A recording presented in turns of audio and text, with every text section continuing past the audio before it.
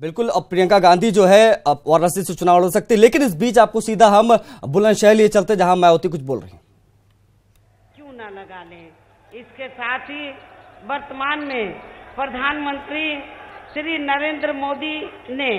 यहाँ पिछले लोकसभा के हुए आम चुनाव में देश में विशेषकर गरीबों,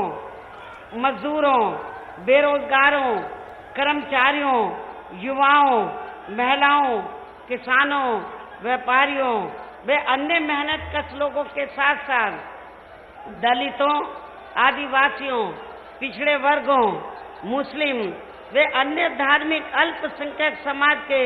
लोगों को भी जो इन्हें अच्छे दिन दिखाने के असंख्य प्रलोभन भरे वायदे किए थे, तो उनका अभी तक भी इन्होंने जमीनी हकीकत में लगभग 1/4 हिस्सा भी कार्य पूरा नहीं किया है, जिन पर से इनका ध्यान बांटने के लिए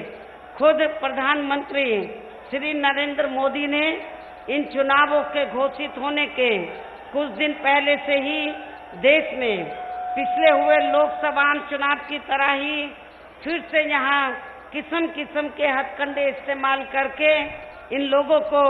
गुमराह करने का भी पूरा प्रयास किया है, जिसके तहत ही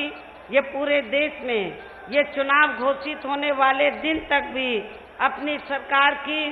जबरदस्ती की असंख्य हवाई घोषणाएं व खोखले शिलान्यास एवं अधकच्चे कार्यों का ही उद्घाटन आदि करने में ही ज्यादातर जुटे रहे हैं। और इन्होंने अपना ये अभियान पुलवामा में हुए आतंकी हमले वाले दिन तक भी बराबर जारी रखा है, जिससे इनके राष्ट्रभक्त व देशभक्त होने का भी काफी कुछ पर्दाफाश हुआ है। और इतना ही नहीं बल्कि इनके जबरदस्ती के किए गए इन कार्यक्रमों के प्रचार प्रसार व आयोजन आदि पर भी इन्होंने देश की जनता के कई हजार करोड़ रुपए सरकारी खजाने के भी खर्च कर दिए हैं, जबकि इस अपार धन को यहाँ देश के अति गरीब व अति बेसहारा लोगों के हितों में भी लगाया जा सकता था। इसके साथ ही यहाँ मैं ये भी कहना चाहूंगी कि यदि इन कार्यों के मामले में इनकी पार्टी व सरकार व खुद श्री नरेंद्र मोदी भी वास्तव में सही, ईमानदार व गंभीर होते, तो अब इन्होंने चुनाव के नजदीक जो भी यहाँ जबरदस्ती के शिलान्यास व घोषणाएं आदि की हैं, तो फिर इनको अपने ये सभी कार्य यहाँ चुनाव घोषित होने से बहुत पहले ही काफी हद तक पूरे कर लेने चाहिए थे, किंतु ऐसा इन्होंने नहीं किया, बल्कि इसके स्थान पर इनका ज्यादातर समय व ताकत भी यहाँ इनके खास चहेते व बड़े बड़े पूंजीपतियों व धन्ना सेठों को ही और भी ज्यादा माला माल व धनवान आदि बनाने में ही लगा रहा है। इसके साथ साथ इन्हें हर स्तर पर बचाने के लिए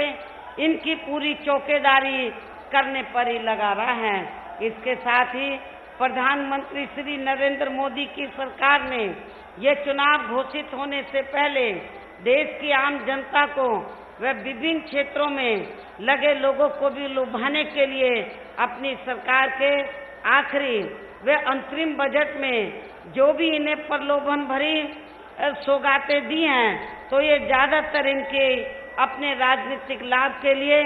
केवल दी गई नामचार की ही कुछ चुनावी सौगातें हैं, इसके सिवाय कुछ भी नहीं है। जबकि यहाँ देश के किसान तो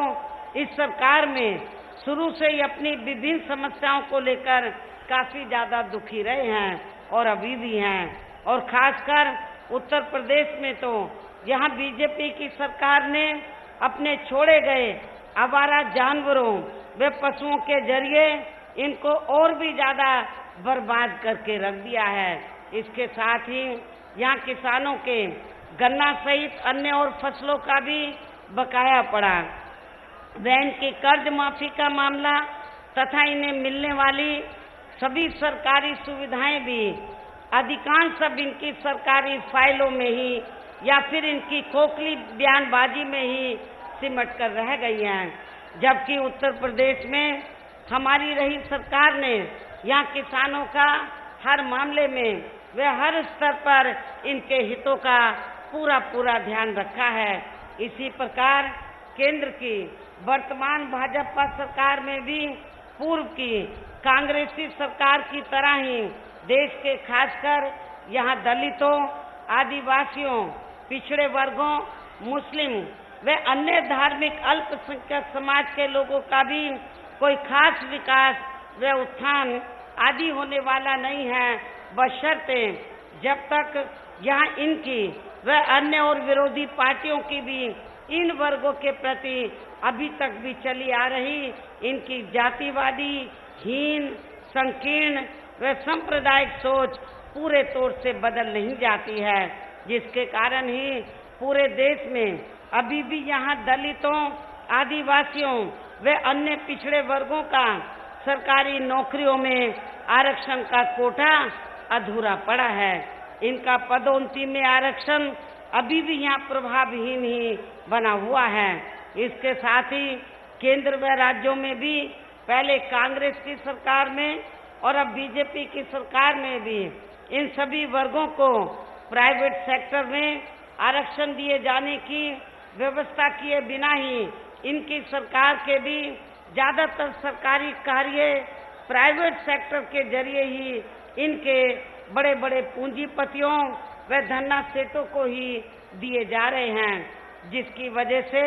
अब इनको पूरे देश में आरक्षण का बहुत कम ही लाभ मिल पा रहा है। इसके अलावा इन्हें जुल्म जाति से निजात दिलाने के लिए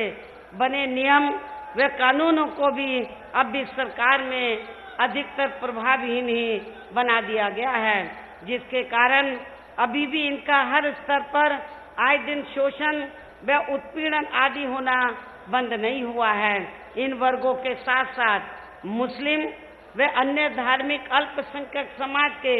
लोगों की भी हालत हमें कोई खास अच्छी नजर नहीं आती है, जिसका काफी कुछ खुलासा सच्चर कमेटी की रिपोर्ट में भी किया गया है। और वर्तमान में केंद्र व अधिकांश राज्यों में भी बीजेपी व आरएसएस की सरकारों के चलते हुए अब इनका विकास व उत्थान होना भी लगभग बंदशाही हो गया है और इन पर हर स्तर पर आए दिन हो रही जुल्म जाति भी